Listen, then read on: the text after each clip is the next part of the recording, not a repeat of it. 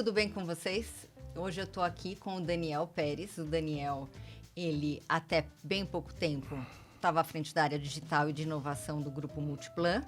E aí ele saiu para se dedicar a um projeto novo, totalmente novo no Brasil, inclusive, que é um marketplace de arte digital para negociação de NFTs.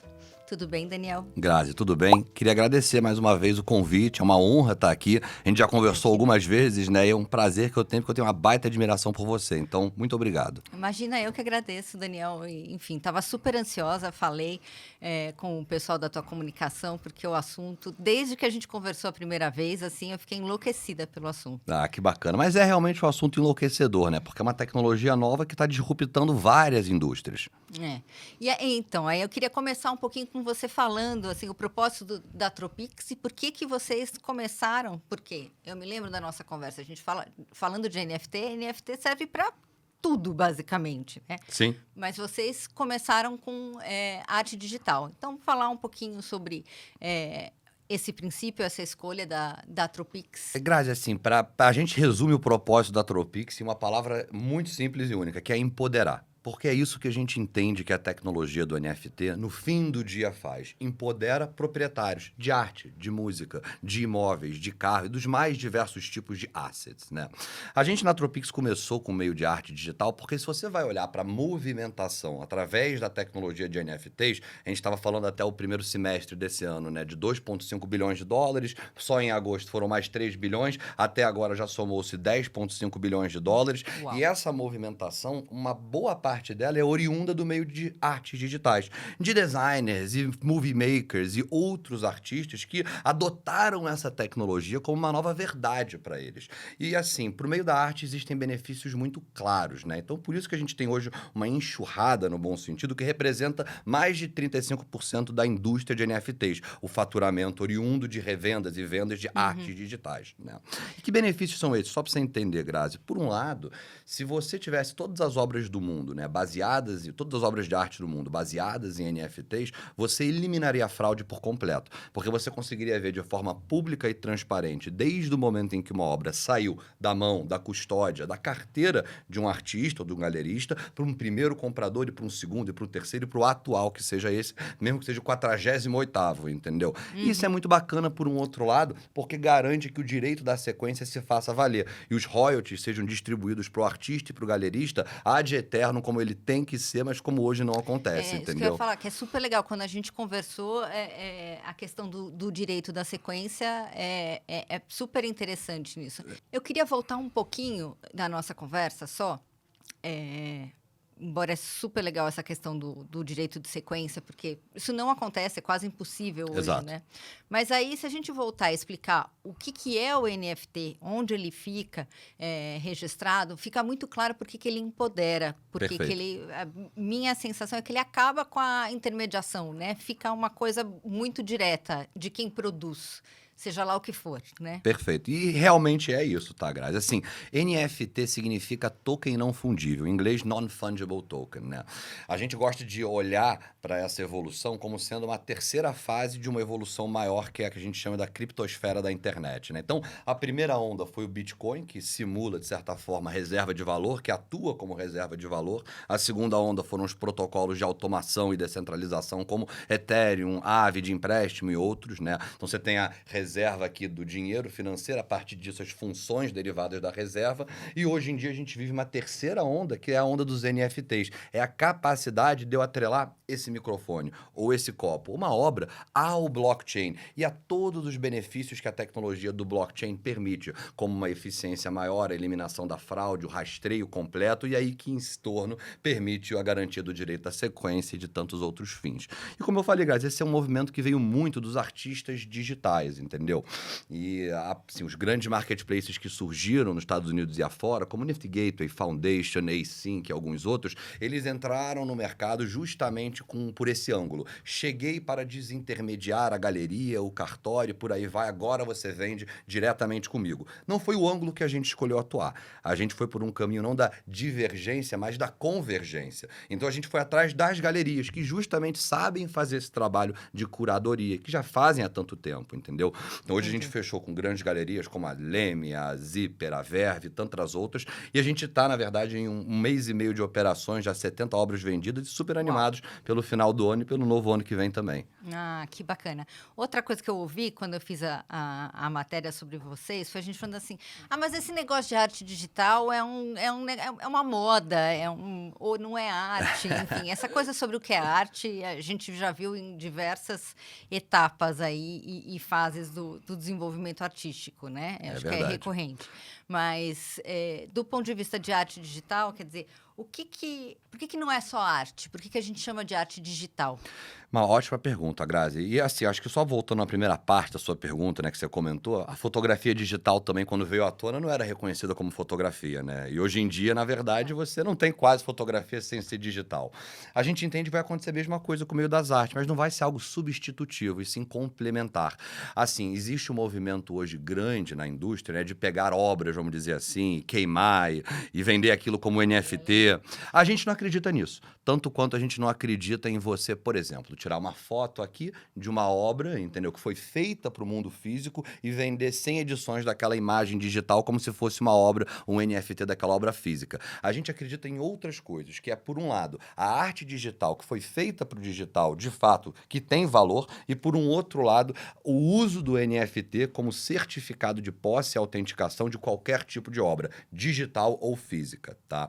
Mas, na verdade, hoje você tem grandes artistas do meio digital, como Beeple, Refik Anadol, e outros grandes artistas que estão entrando também para esse meio, que é artistas do mundo tradicional, como Damien Hirst, como Jeff Koons, e aqui artistas brasileiros como a Mônica Piloni e diversos outros, entendeu? Então, a gente entende que é um movimento que vem justamente para abrir uma nova vertical criativa para os artistas, porque a arte digital, ela te permite som, ela te permite movimento, ela te permite a automação com coisas que estão acontecendo no mundo externo. Teve uma obra, por exemplo, na NFT Gateway, foi ali antes da eleição do Trump e do Biden, entendeu? Foi bem bacana. Ele vendeu um NFT que era antes da eleição e você só via qual era a imagem real depois da eleição. O Biden ganhando era uma imagem, o Trump ganhando era outra imagem. Então você vê, você tem como criar certas brincadeiras, entendeu? Damien Hirst montou, por exemplo, The Currency, né? Que foi um projeto incrível em que ele vendeu, leiloou praticamente. Você não conseguia entrar e comprar, né? Você precisava ser sorteado para poder comprar. Mas 20 mil obras em que você escolhia receber ou a física ou o digital. Mas no fundo, o que você recebe é o NFT, que é o certificado por trás daquela obra, mesmo ela sendo física ou digital, entendeu? Entendi.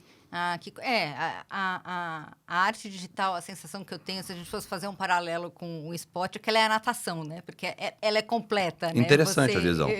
Eu vou te dizer o seguinte, Grazi, pra gente existe, como toda nova tecnologia, né? Tecnologia emergente, você tem um ciclo de hype que vai se estabilizando em algum momento. Então, algumas dessas discrepâncias, vamos dizer assim, a gente acha que são exuberantes demais para que se mantenham, como essas que eu comentei aqui agora. Isso pra gente faz parte desse hype, dessa nova tecnologia, entendeu? Mas o que, na nossa opinião, vai reter valor a longo termo são as obras digitais que foram feitas para o meio digital, entendeu? Por artistas que têm o seu valor, têm a sua história, tem toda uma construção ao seu redor. E, por outro lado, novamente, para mim aqui a grande visão do negócio do NFT é o uso do NFT como certificado de autenticação e posse que você recebe quando você compra, por exemplo, uma obra física. Só que você recebe, na verdade, um papel que é heterogêneo. Cada galeria, cada artista emite o seu no seu formato. Só isso já abre espaço para fraude, entendeu? E o NFT é como se fosse um protocolo homogêneo que garante a continuidade daquele, como é que eu posso dizer? Daquele certificado, porque muito mais do que se basear em uma empresa, ele se baseia num blockchain. Então vamos dizer assim, se a Nifty Gateway e a Foundation não existem mais amanhã, ou até mesmo a Tropix, por alguma razão, suas obras estão protegidas aqui na blockchain. Você não depende da empresa para aquilo, entendeu? Como se fosse uma bolsa, né? Como se fosse. De negociação de... Como se fosse uma bolsa de negociação descentralizada. Sim, de NFT. Aliás, essa discussão sobre descentralização e negociação, você pode negociar, enfim, NFT de qualquer coisa, né? Pode. Você, na verdade, tem que criar a possibilidade de atrelar um ativo ao NFT, mas você pode. A gente entende que o NFT, eu volto a dizer, vai ser para o real estate, para o automóvel, para a soja, para o boi, para a música, para tudo que é propriedade. Porque para cada vertical, para a moda, entre outros, ele promove uma série de benefícios, vamos dizer assim, entendeu? Entendi. Mas aí, então, você está falando de dois mundos. Eu estou aqui pensando no mundo do cartório, que é um mundo de registro físico, e eu estou pensando funcionando nas bolsas, de negociação de ações, de futuros, de derivativos, enfim, que também são coisas bem abstratas, né? O NFT, ele serve para esse mundo do cartório. Serve para o mundo do cartório. Mas para o mundo da ação, dos outros títulos de negociação, para o mundo de mercado financeiro, você acha que ele serve também? Eu acho que ele serve também. Hoje a gente tem... Hoje eu estava lendo outro dia um exemplo de NFT a partir de dívida, recompra de dívida nos Estados Unidos, entendeu? As pessoas estão começando a usar o NFT até para funções financeiras de crédito, dívida e outros quesitos. Porque, volto a dizer, é uma sigla meio complexa, entendeu? Meio nova, mas o que ela é um certificado de autenticidade, de posse, é um registro na blockchain. E aí você pode registrar qualquer coisa, entendeu? É um registro único. É um registro você não único. Copia, né? Exatamente, é um registro. Você pode até fracionar ele, mas você não copia ele, entendeu? Ele é uma identidade única no blockchain, como se fosse uma identidade soberana, omniline, né? Online e offline ao mesmo tempo. Sim. Essa discussão da arte digital traz um assunto super atual e que você falou naquele dia da nossa primeira conversa, você falou assim, o metaverso nunca teve tão próximo. E eu pensei, gente, coisa maluca, porque para mim o metaverso só existia ali na animação do Homem-Aranha ali, que eu assisti com meu filho e tal. E aí, de repente, isso a gente trazer assim, para o mundo da realidade, para o mundo dos negócios, né? Porque a gente sempre acha que, enfim, no mundo dos negócios você tem aquilo que de fato vai perenizar, né? Então, o que é esse metaverso e o que ele abre de possibilidades? A gente viu agora, essa semana, o Zuckerberg falando que ele vai com tudo para o metaverso, para essa combinação de físico e digital, né? Que possibilidades isso abre e como as duas coisas se conversam, Daniel? Essa coisa do NFT, da arte digital, o mundo metaverso, essa mistura. O Bill Gates tem uma frase que eu gosto muito, que é que as pessoas tendem a superestimar o impacto da tecnologia no curto termo e subestimar o impacto da mesma no longo termo, entendeu? E o metaverso é um pouco isso, na minha visão. Assim, existe uma expectativa enorme no curto termo, mas no longo termo ele realmente vai ser transformacional. Porque você imagina o seguinte, vamos pegar aqui a história, de certa forma, da evolução do computador, né? O computador começou como uma sala do tamanho dessa sala daqui, maior até, depois virou um desktop que você botava em cima da mesa, a partir disso virou um laptop que você carregava para tudo que é lugar, né? Depois disso virou um celular que você bota dentro do bolso, virou um relógio que você já está acoplado ao seu pulso. A próxima evolução vai ser o óculos de realidade aumentada, que tanto a Apple, quanto o Google, quanto o Facebook estão investindo mundos e fundos há anos para, de fato, desenvolver um produto que seja acessível, escalável e bom, acima de tudo. E bonito, né? Que agora apareceu uns que não fica... Você fica parecendo um ciborgue, entendeu? Exatamente. Mas, assim, o fato é que o óculos vem aí. Eventualmente, quem sabe a gente não vai estar com chip na cabeça. O Elon Musk está aí desenvolvendo a Neuralink, né? Sim. Então, de fato, o computador está cada vez mais entrando no nosso corpo, se você for parar para pensar. Hoje já é um anexo, como se fosse um órgão vital do corpo. Você sai de casa sem a carteira, você não sai de casa sem o celular, né? Você não faz quase nada mais sem o celular agora, após pandemia, inclusive. Eu já era viciada, agora então ele se tornou necessário. E a gente não consegue mais viver, a gente precisa da vida acelerada que o celular promove pra gente hoje. A gente nem saberia viver, na minha opinião, se não fosse assim. Não a minha geração, pelo menos, entendeu? Mas a verdade é que o metaverso é a capacidade de você criar como se fosse um universo digital em cima do universo real. Então, a realidade aumentada é a tecnologia que vai realmente promover esse metaverso. É a capacidade de botar um óculos aqui, por exemplo, e a Grazi tá com uma camisa azul. Eventualmente, você pode estar com uma camisa azul no universo real aqui e uma roupa completamente diferente do metaverso que só quem estiver ali enxergando vai ver. Eventualmente, a sala aqui toda pode estar diferente, entendeu? Eu posso ter um quadro aqui digital, que é um NFT no metaverso, como você falou, ou até mesmo um móvel aqui. Outro dia eu vi o Boz Tank, que é o VP de realidade mista do Facebook, falando, né? Ele estava respondendo perguntas no story dele do Instagram e perguntaram uma coisa para ele que eu achei ótimo. Perguntaram para ele assim, o que você acha dos NFTs no metaverso? E a resposta dele foi muito simples. Eu acho que é que nem a sua mesa de casa, ou seu quadro, ou a sua televisão, ou seus outros objetos. Os NFTs serão os seus objetos, os seus pertences, os seus belongings no metaverso, essa sua dupla personalidade, vamos dizer assim, né? E o metaverso, ele vai ser um espaço para diversão ou ele vai ser um espaço produtivo também? Quer dizer, como é que a gente vai aproveitar esse espaço que não existe, né? É uma boa pergunta. Eu vou te dizer que, na nossa opinião, vai para os dois caminhos, Grazia. Porque, na verdade, por um lado, o metaverso permite que você faça, por exemplo, uma aula, uma experiência super imersiva, entendeu? E próxima de outra pessoa, enquanto, ao mesmo tempo, ele permite novas capacidades experienciais. Eu vou te dar um exemplo aqui. A gente, na Tropix, vai fazer em 1 mês e meio, se não me engano, é 1 mês e meio agora, um drop bem bacana de um artista digital chamado Uno, entendeu?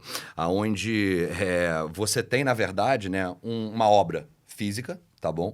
E acoplada a essa obra física, você tem uma experiência digital. Então, ele é um quadro físico, só que só quem tem o NFT e o visualizador da realidade aumentada consegue enxergar a experiência digital daquele quadro. Eventualmente, fico pensando assim, olha que bacana, eventualmente você pode comprar essa obra, esse NFT, né, na Tropix, entendeu?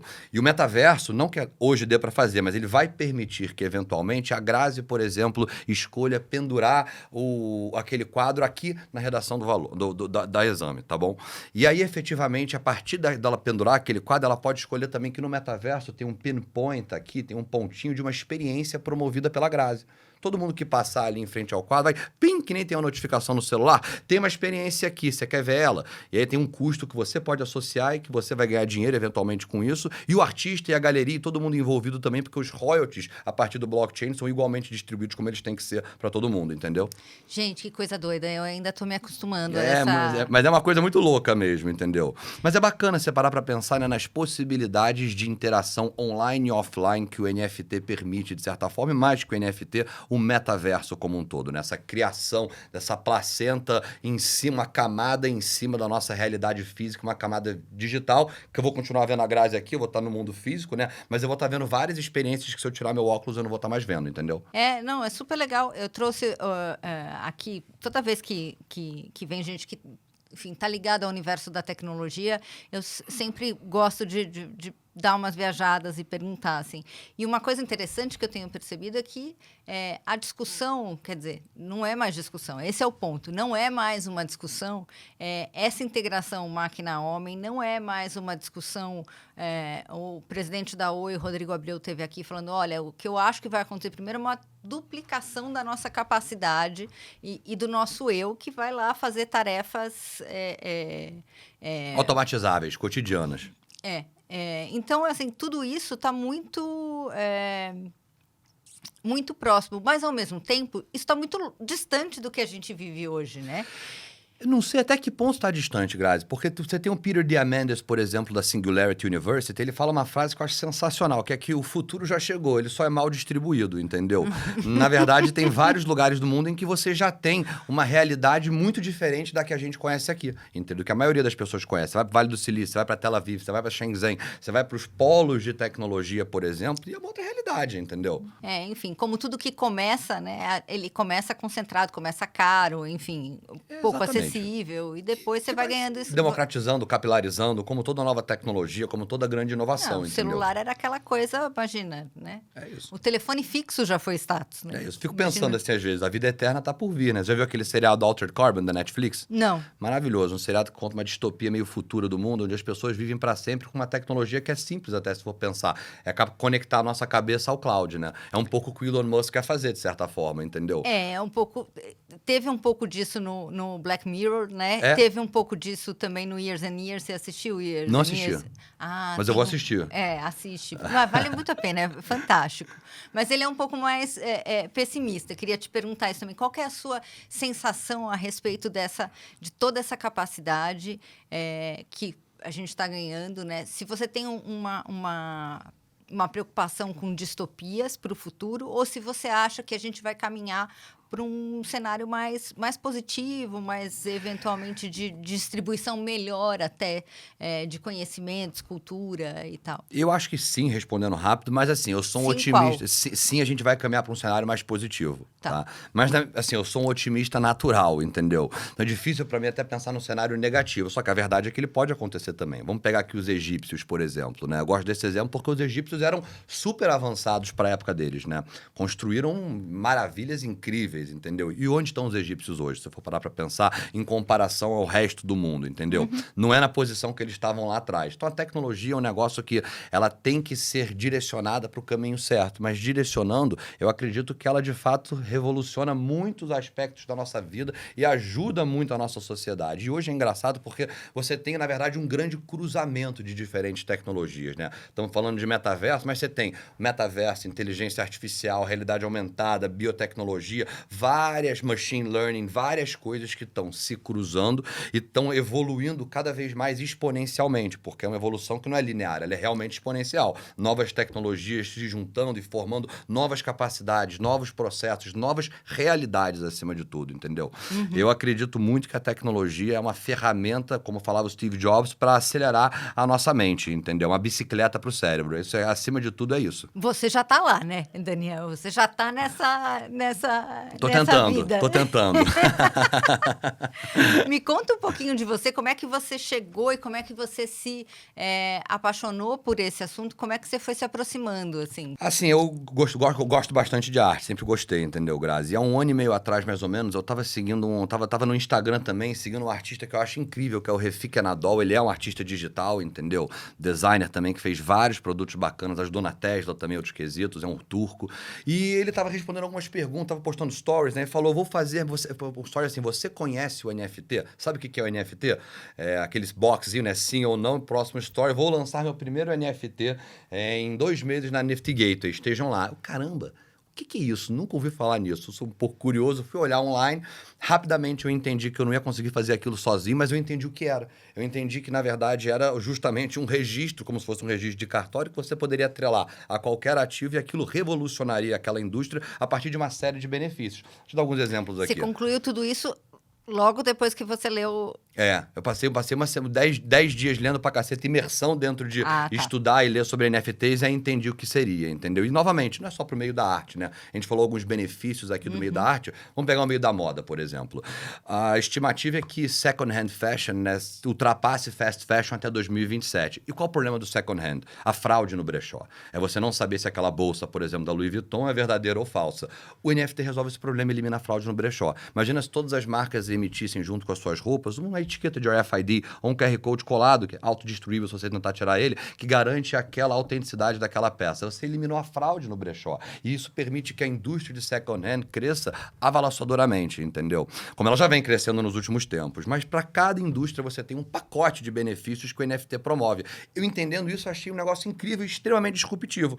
E aí, então, comecei a trabalhar para criar a Tropix. A primeira coisa que eu fui fazer foi procurar um amigo meu, na época, essa é uma história engraçada, na época ele queria me convencer a montar um negócio de estacionamento, entendeu? E eu tava querendo convencer ele a montar um negócio de... Super. Não, mas um negócio super bacana de estacionamento. Não, dá pra ser... Tá? Tem muito coisas bacana, ele é um muito baita legais. tecnólogo. Por outro lado, eu tava querendo convencer ele a montar um negócio de NFT e a gente tava os dois juntos montando um negócio de cannabis, entendeu? Então foi uma coisa incrível.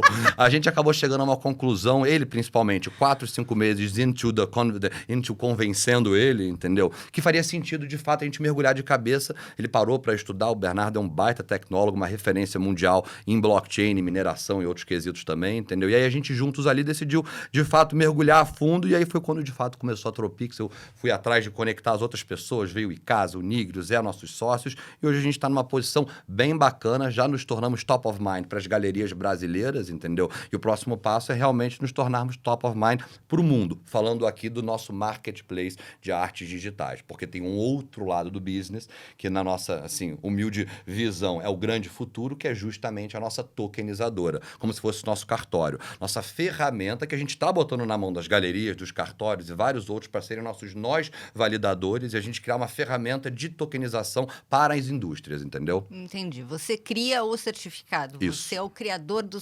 certificado de qualquer indústria. Então, se É o que a gente quer ser. A indústria a Rolex chega lá e fala assim, olha, eu quero... aí você gera esse certificado. Exatamente. Token. Porque o token nada mais é do que uma sequência Você me de... deu uma boa ideia aqui até. A Rolex é um bom target pra gente também. Gostei, Grazi. É que aqui a gente tem uma turma que é louca por relógios. Bacana. O token, na verdade, ele é uma sequência, né, que faz sentido dentro de um contexto informacional, né? Ele É nada mais informação, o token é é informação. uma informação. O NFT é informação, entendeu? Que avulso ele não faz sentido nenhum, mas ele faz sentido dentro Não sei até que ponto o NFT tem valor, sendo só o NFT, por exemplo, de uma obra digital que não tem a obra associada, né? Mas, de fato, o NFT em si é só informação. Pensa numa obra digital. Uma coisa é a obra aqui, outra coisa é o NFT aqui. A obra digital tem muito mais valor que o NFT, porque ela garante a escassez, a propriedade única e outros quesitos, mas o NFT sobrevive e é usado para outras coisas que vão muito além da obra digital, entendeu? Não, entendi perfeitamente. Muito. Da primeira vez, talvez não, mas aí eu continuei pensando. Eu vou te dizer, eu também da primeira vez não. Me demorou uns 10 dias aprofundado para eu entender mesmo, entendeu, Grazi? Aquilo ficou na minha cabeça ali um tempo, assim, eu falei, gente, mas para onde Mas a verdade é que parar? assim, vamos dizer assim, asset digital e NFT já existe há muito tempo, não com esse nome, né? Mas joguinhos, por exemplo, né? Esses joguinhos aí que você compra às vezes uma roupa pro seu boneco, uma espada pro seu boneco. Isso é uma propriedade digital que tem uma comunidade por trás que dá valor, entendeu? E o NFT é justamente isso. É uma verdade, meu filho fica obra querendo digital, comprar essas exatamente. roupinhas. Mas você tem que ter também o aspecto da comunidade por trás, né? Porque você tem que ter gente que valoriza aquilo. É aquela história, quanto que vale essa obra de arte aqui? Vale o quanto que o outro quer pagar, na verdade, né? A mesma coisa com carro, com imóvel, com tudo, vamos dizer assim.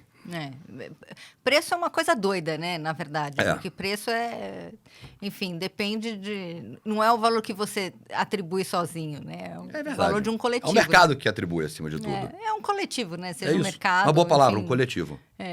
Enfim, um coletivo que é interessado e relacionado com aquilo, né? Mas eu continuo curiosa, Daniel, sobre como é que chegamos antes da Tropix, assim. Que tipo de criança você foi? Que tipo de adolescente você foi? O que te interessava? Trabalho.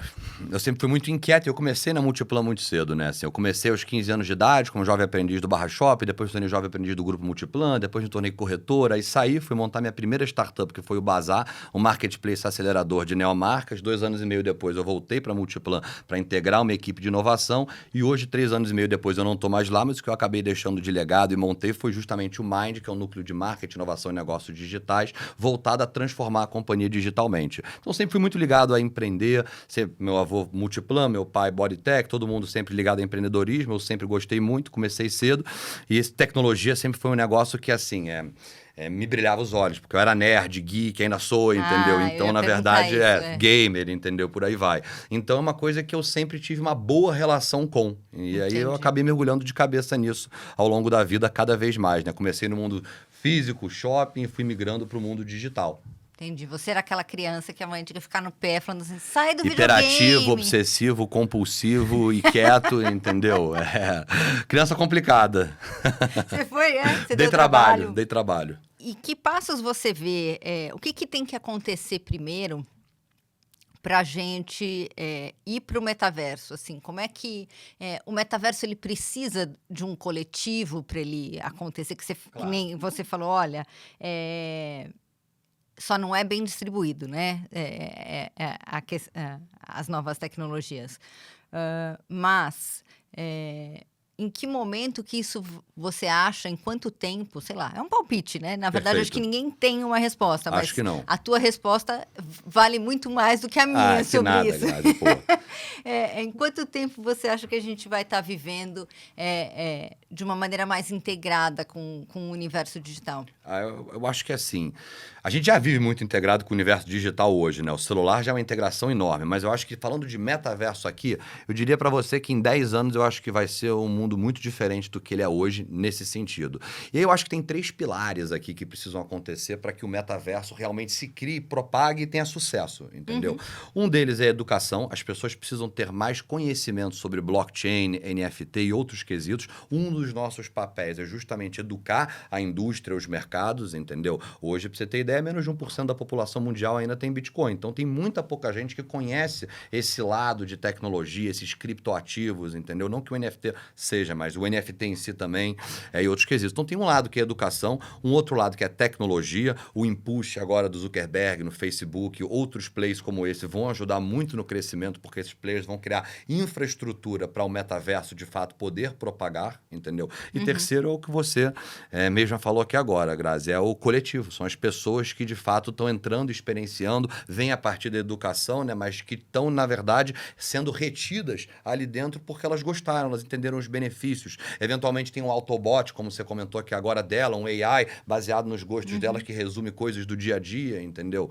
Então eu acho que assim, é esse time frame que eu penso aqui, são essas coisas que precisam acontecer acima de tudo.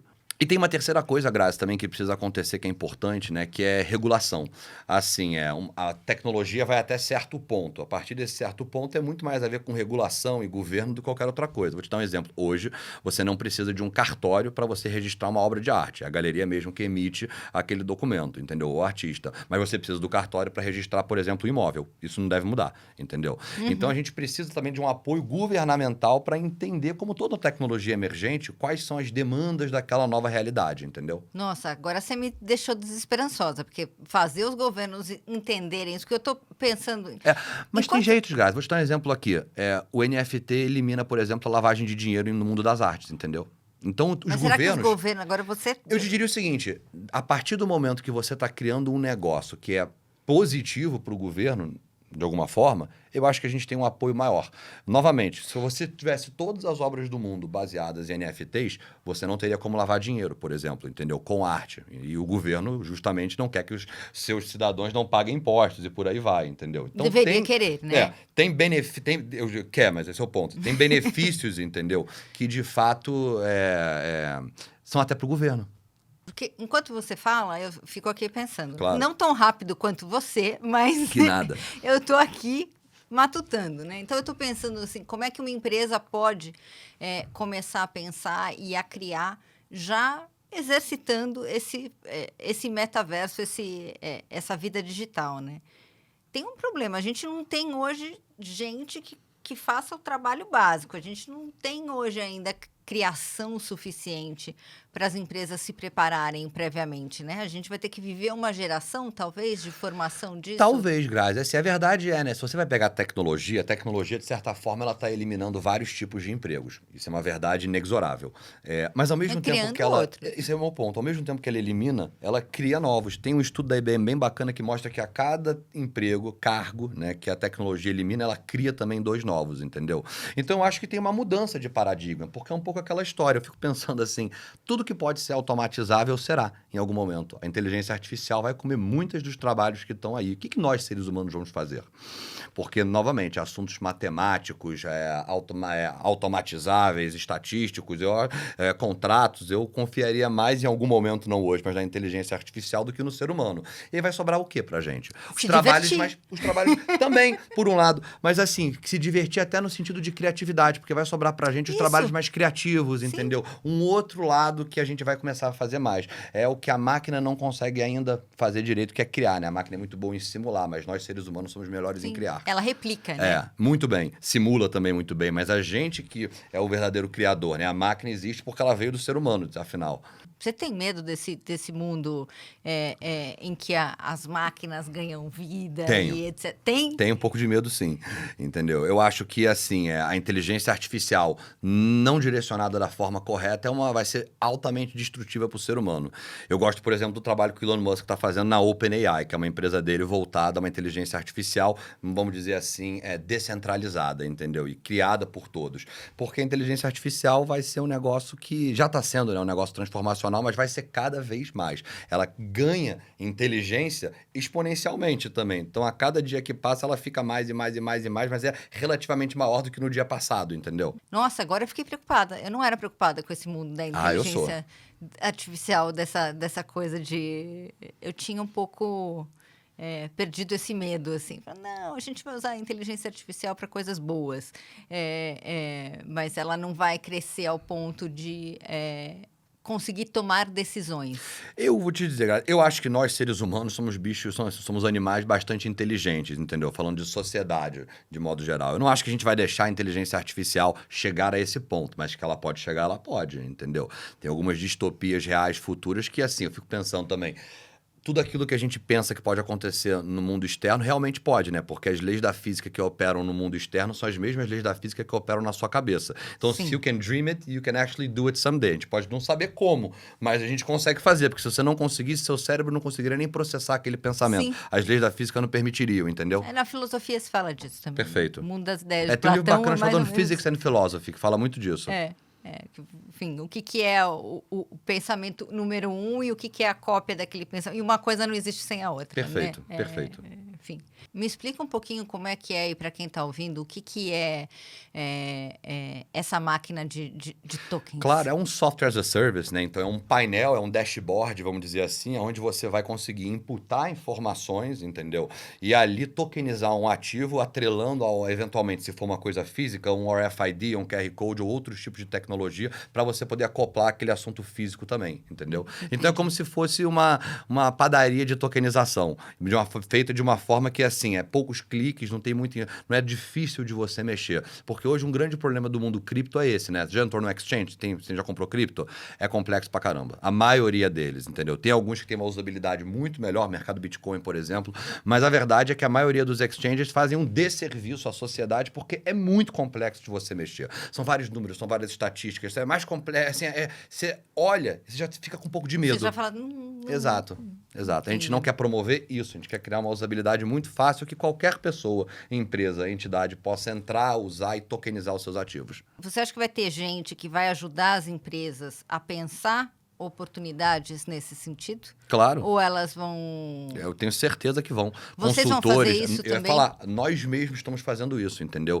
Hoje a gente tem um braço que funciona quase que como uma, como é que eu posso dizer? Não vou dizer consultoria aqui, mas um advisor para empresas que têm procurado a gente querendo tokenizar para elas entenderem como. Naturalmente, esse assunto está extremamente hot, né? Então a gente tem sido procurado pelos mais diversos players, das mais diversas indústrias que você possa imaginar. Health, moda, real estate, automóvel, soja, agro e outros quesitos, entendeu? E como eu falei, um trabalho grande nosso é um trabalho de educar e mostrar o que pode ser feito, como pode ser feito, aonde, quando, como, por quanto, por aí vai, entendeu? Para a gente ter uma ideia, quer dizer, esse mundo metaverso, essa criação, essas NFTs de coisas que eu só vou ver nesse mundo digital, a relação de valor dele, você acha que vai ter uma relação parelhada, né? Emparelhada com o mundo real? Essa é uma pergunta de $1 milhão, Grazi. O que eu posso te dizer é o seguinte, a gente tem alguns casos, né, de vendas de obras, por exemplo, digitais, que foram incrivelmente altas. Você pega o Beeple, por exemplo, o NFT, a gente diz que ele começou mesmo a partir daquela venda do Beeple de 68 milhões na Christie's, né? Porque a partir disso foi para... Inclusive, quem comprou foi um fundo de criptoativos chamado Metacoven, entendeu? Então, o que a gente disse que ele fez uma campanha de publicidade mundial, porque todas as revistas, todos os veículos do mundo inteiro falaram sobre esse episódio. Exatamente. E, na verdade, o NFT é um vulcão que vem acumulando magma ao longo dos últimos 2, 3 anos e eruptou a partir desse evento. Você vê, ano passado inteiro, não me lembro agora se foram 150 ou 250 milhões de dólares movimentados em todos os tipos de NFTs de todas as indústrias. Esse ano a gente já chegou a 10,5 bilhões de dólares. Quanto disso é arte? Hoje, 35... eu não me lembro agora o número exato, mas 35%, 40% é arte. Até o segundo semestre, até o final do segundo semestre, era 40% arte. Hoje está em torno de 35%. E o que tem, além de arte? Collectibles digitais de marcas, esportes, música. Hoje, os NFTs são muito baseados naquilo que é artístico, né? Agora está começando aí para fracionamento de royalties e outros quesitos, entendeu? Uhum. Mas hoje ainda muita movimentação se baseia nessas artes, que são desde artes digitais, artes aclamadas, collectibles, que não deixam de ser uma forma de arte, né? A música também, entendeu? Memes, por exemplo, que tem tido aí um valor incrível, e outros quesitos. Na verdade, qualquer pessoa vai poder ser criador de qualquer coisa e vender isso se ela achar alguém que esteja interessado. Exatamente. Não tem o caso agora daquela menina, Abigail, se eu não me engano o nome dela, que vendeu uma coleção de baleias que ela desenhou por, se eu não me engano, foram $480 mil, entendeu? A menina de 11 anos de idade, poxa. Uma criança. Incrível, entendeu? Mas é isso, assim, o NFT empodera as pessoas porque ele permite que todo mundo seja um criador, acima de tudo. E, Daniel, além da Tropix, hoje você tem por hábito investir em outras startups como pessoa física, como anjo? Tenho sim.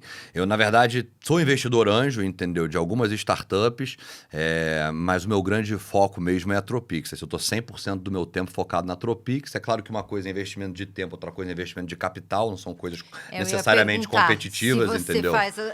Se o seu investimento de capital ele vem junto com o investimento de tempo, não necessariamente. Não necessariamente, não. Eu tenho várias investidas em startups que é capital, entendeu? Volta e meia eu até ajudo. Preciso falar com uma tal pessoa, network, entendeu? Tô pensando aqui o que você acha, mas na verdade o meu foco é Tropix, entendeu? O tempo é Tropix 100%. Quando partir para o mundo físico, o que vocês, além da arte, tem um mercado óbvio já que vocês veem que vocês vão atacar primeiro? A própria arte. Hoje a gente já tem, na verdade, 3 galerias que têm um interesse em usar a gente... Mas a gente está falando de mundo físico. Eu também.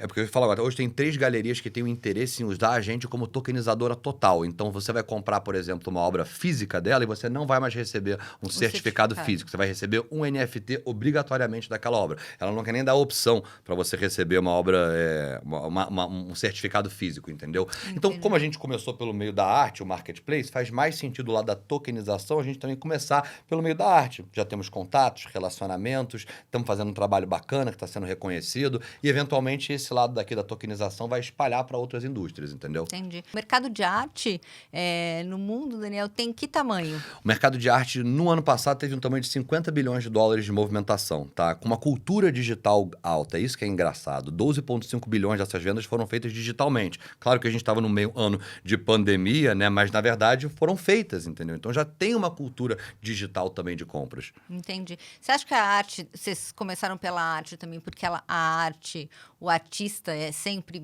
mais visionário, mais criativo? Você acha que tem relação com isso? Eu acho que tem relação e, assim, pra gente foi importante também começar com a arte, com galerias principalmente, porque a gente acaba trazendo grandes artistas. E os grandes artistas têm, na verdade, uma audiência própria deles. E essa audiência própria a gente acaba usando juntamente com a nossa para promover as obras. E em usar, a gente acaba também promovendo a marca Tropix para o mundo, porque esses artistas eles têm audiências mundiais.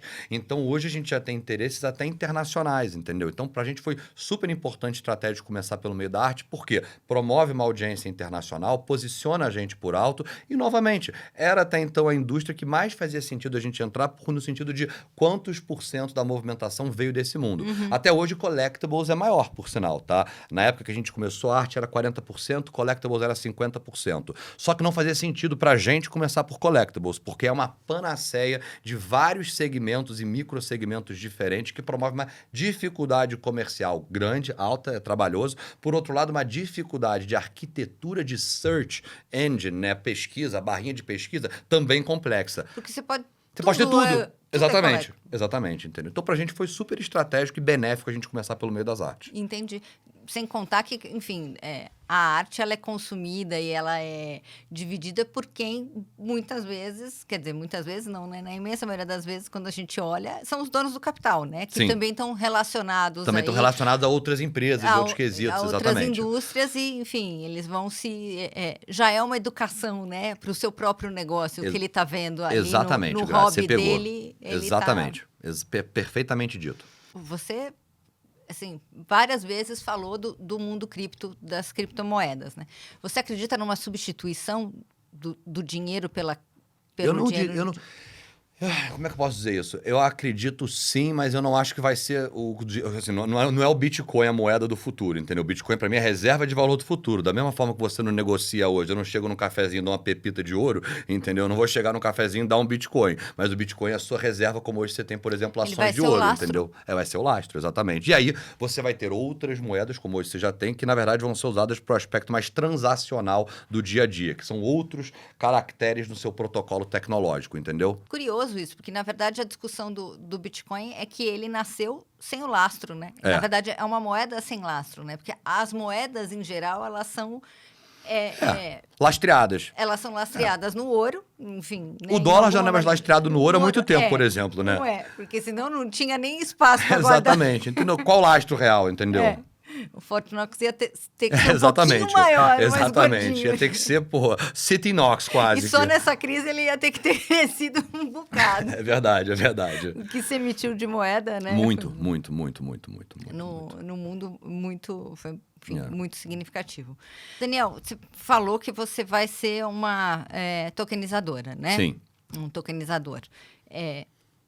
Um cartório, né? Não diria um cartório, Grazi, porque a gente não quer substituir o cartório. A gente não acredita nisso, entendeu? Até porque isso depende de regulação, não depende nem de tecnologia, como eu comentei. A gente quer criar uma ferramenta para os cartórios usarem e eles serem os nossos mineradores, os nossos validadores, entendeu? Então, a gente vai botar uma ferramenta na mão deles. Ah, entendi. Entendi. Quanto que vocês acham que vocês vão estar prontos para isso? Quando é que isso vai se tornar um serviço? Janeiro. A partir do Já? meio, já. A partir do meio de janeiro, a gente já permite aí o uso da nossa tecnologia como tokenização para N indústrias, entendeu? Já tem um pipeline bacana de projetos alinhados que tem esse interesse, tá? Dos mais diversos segmentos. Ah, isso que eu ia perguntar. Você tem um foco, você falou dos mais diversos segmentos, mas assim, tem algum que você acha que é o mais óbvio, que vai começar a usar primeiro? Eu acho que, assim, a partir, né, o primeiro natural foi o meio artístico, né? A partir disso eu não tenho certeza para onde vai exatamente, entendeu, Grazi? Mas a gente tem um baita interesse em realmente atuar, né, nesse pipeline. A ideia não é, vamos dominar aqui o espaço de health, depois o espaço de música, não. A gente quer já começar com 1 ou 2 projetos engatilhados para cada um dos segmentos, para a gente aprender, para a gente aumentar a nossa addressability de total de mercado endereçável, entendeu? Uhum. E para a gente, de fato, também tá aí presente nas mais diversas indústrias. Entendi. Mas eu acho que, como tudo, vai ter umas coisas assim que são... Alguns setores que são mais interessantes e outros que são uma coisa mais... você vai emitir um certificado, um processo menos criativo, talvez, Perfeito. do que... Eu vou te dar um processo menos criativo que eu acho incrível. Uma coisa que, assim, eu tô super animado pra gente fazer em algum momento, entendeu? Anamnese, por exemplo, né? Toda vez que você vai... Eu sou hipocondríaco, entendeu? Então, eu vou no médico bastante vezes. Mas, assim... Que não parece. Mas eu sou. Jura? Minha família é um pouco. Mas, assim, toda vez que eu vou no médico, é um saco, né? Tem que preencher de novo aquela anamnese. Coisa chata. Imagina se você tiver toda a sua informação já no blockchain e todos os seus exames também vão para o mesmo registro, todo o seu histórico médico vai ficando no mesmo registro. Você chegou no médico, você clica, QR Code, já envia para o médico o seu registro todo, ele já sabe tudo e você não precisa mais preencher a anamnese, entendeu? Se fala muito sobre compartilhamento de dados e informações Exatamente. na saúde. Mas E o meio disso é a blockchain, porque é seguro, porque é eficiente, é praticamente hackeável, entendeu? E ele realmente permite todo o rastreio no tempo de tudo que aconteceu ao redor daquele assunto, entendeu? Não, super legal isso. Eu não tinha pensado, porque, assim, na verdade, você vê hoje projetos na indústria, então você vê, assim, a propriedade da informação do seu histórico médico, né? Ele fica ligado a um hospital, ele fica ligado... Mas ele é seu, né? Ele tinha que estar ligado a você, porque é a sua identidade soberana, Ainda mais entendeu? com LGPD e tudo mais. Exatamente. Né? E, novamente, o NFT é uma coisa que permite isso. Você pode ter o NFT da Grazi, onde você tem todo o seu histórico médico. Toda vez que você vai no médico, sai um exame, apareceu alguma coisa, um pedido de exame, vai tudo ficando lá. Então, tem muito uso, Grazi. Assim, realmente é uma tecnologia que vai disruptar muitos meios, entendeu? E a gente está super animado porque está pelo vir. Pro que está por vir. Uhum. Toda vez que a gente tem uma quebra de geração, você tem a diferença de hábitos, né? Então, por exemplo, enfim, meus pais, obviamente, se incomodam com a quantidade de tempo que meu filho fica no universo das telas, porque se não é uma tela, é outra, né? Se não é o celular, Sim. é o iPad, se não é o iPad, é o MacBook, se não é... Enfim, é tudo ali já vai brincar também, né? Sim. Porque tem a mãe chata que larga o computador, mas... você tem essas diferenças de comportamento. O metaverso vai ser um mundo sem velhinhos? É uma boa pergunta, Grazi. Como é que eu posso te dizer isso? Eu acho que inicialmente vai. Acho difícil que a gente vá conseguir mudar o hábito até dos mais velhos. Pode ser que sim, entendeu? Mas eu acho que inicialmente, né, até como toda nova tecnologia, ela é muito mais utilizada pelos jovens. Na verdade, assim, Me lembro de um trabalho que a Box 1824 fez para Multiplan, em que ela falava um negócio muito interessante, que é que os mais velhos são 100% influenciados pelos mais novos, né? A tendência se cria de baixo para cima. E é isso que vai acontecer. No primeiro momento, a gente vai começar pelos mais novos, isso vai se criando até um ponto que até talvez gerações mais passadas, entendeu? Consigam entender aquilo e gostar daquela nova realidade. Mas com certeza as novas gerações vão estar muito mais adeptas a isso. Porque eu estava aqui pensando se eu vou ter uma vida de metaverso ou se só meu filho. Não, aqui. eu acho que se você quiser, você vai. Porque eu imagino que em até 10, 15 anos isso vai estar, assim, em outro estado. Você vê, hoje, novamente, o Facebook, o Zuckerberg anunciou essa semana que ele vai investir full time ali no metaverso, rebranding, mais 50 milhões de tecnologia, já tem o Oculus, tem o Boss, tem vários artefatos, a Apple está nesse caminho também, o Google, todas as Big Techs têm o metaverso como uma das suas próximas fronteiras, entendeu? Então isso vai se criar de uma forma muito rápida, né? Você pensa, como é que era o celular há 10 anos atrás? Não tinha, há 10 anos atrás, estava começando a Apple, né? Exatamente, não, era não era touch. muito diferente, entendeu? Você estava indo para um universo touch. 10 anos fast forward, né? Imagina 10 anos fast forward com óculos massificado na cabeça de todo mundo, a um preço de custo acessível, entendeu? Várias empresas de tecnologia vão trabalhando essa infraestrutura, uma comunidade global maior em prol do metaverso. Eu acho que vai se criar, sim. Maravilha. Daniel, não dá vontade de terminar, porque dá vontade de ficar aqui. O dia inteiro. Pensando como é que vai ser o futuro. A gente marca uma outra também, Grazi. A gente daqui a pouco vem comentar esses 10 anos aí, Vamos. que se deu uma acelerada nesse prazo. Queria, enfim, agradecer demais aqui você compartilhar. Eu que agradeço, poxa, o convite mais uma vez, uma baita admiração pelo seu trabalho. Imagina. Sempre temos conversas ótimas e aqui tenho certeza que foi mais uma, entendeu? Então, obrigado. Imagina. Obrigada, então, Daniel. Obrigada a vocês também que assistiram a gente aqui até o final. Espero que tenha sido tão bacana para vocês quanto foi para a gente que está aqui. E volta, daqui 15 dias tem mais, sempre tem mais.